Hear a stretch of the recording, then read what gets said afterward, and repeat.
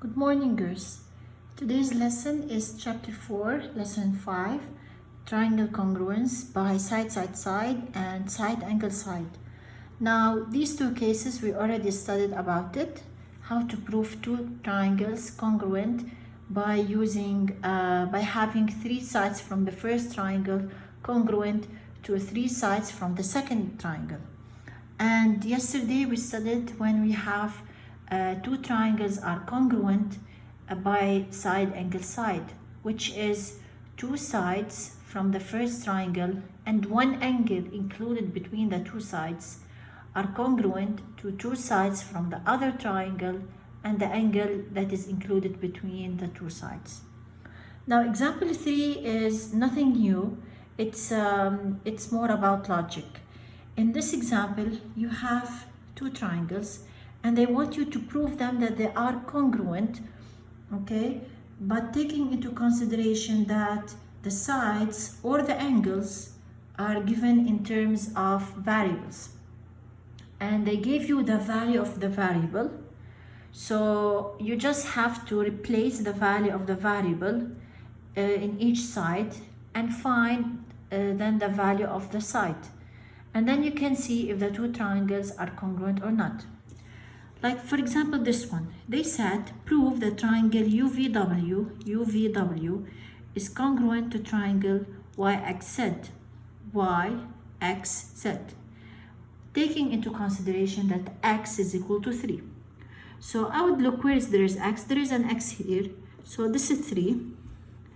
And this one will become 3 times 3 minus 5, which is 9 minus 5, which is 4. And this one is 3 minus 1, which is 2. So now I replaced x in each side and I got these numbers 4, 3, 2. And the sides here are 4, 3, 2. So the two triangles are congruent by side, side, side. So we have to write that after we replaced it, you have UV, side UV, is 4, which is equal to this one, XY. The next side is VW, which is 3, is equal to XZ. And the last one, the smaller side, this one, ZW and UW and ZY are equal because this is 4 centimeter and this is 3 and this is 2. Now, so the two triangles are congruent by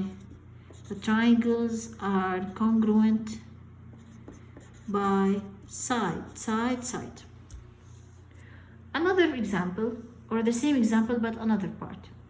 In this one they gave you, instead of 3 sides, they gave you 2 sides and one angle included. And here I have the same, but here they are in terms of y. They said prove that the two triangles are congruent having y equals 7. So simply I have to replace y in each one of these, hoping that I will get the same numbers, 15, 126 degrees, and 24. First, let's find GJ. GJ equal to 2y plus 1. Now, since y is 7, so we substitute 2 times 7 plus 1, 14 plus 1, which is 15. So GJ is 15, which is equal to DE. So GJ equal to DE. I have one side. Now let's try to find the other side, which is GH. GH equal to y squared minus 4y plus 3. Y is 7 power 2. And y is 7, so 7 power 2 minus 4 times 7 plus 3. 7 power 2 is 49 minus 28 plus 3. Now if you do the math, it will be 24, which is this one, EF. So I have the other side, GH equal to EF. I have two sides. Now I still need to prove the angle. The angle is 12y plus 42. So angle G is 12y plus 42. And y is 7. So instead of y, I'll put 7. If you do the math, it will be 126. If you multiply 12 by 7 and then you add 42, it will be 126. Okay? So also the angle G is 126, which is equal to angle E. So angle G is congruent to angle E.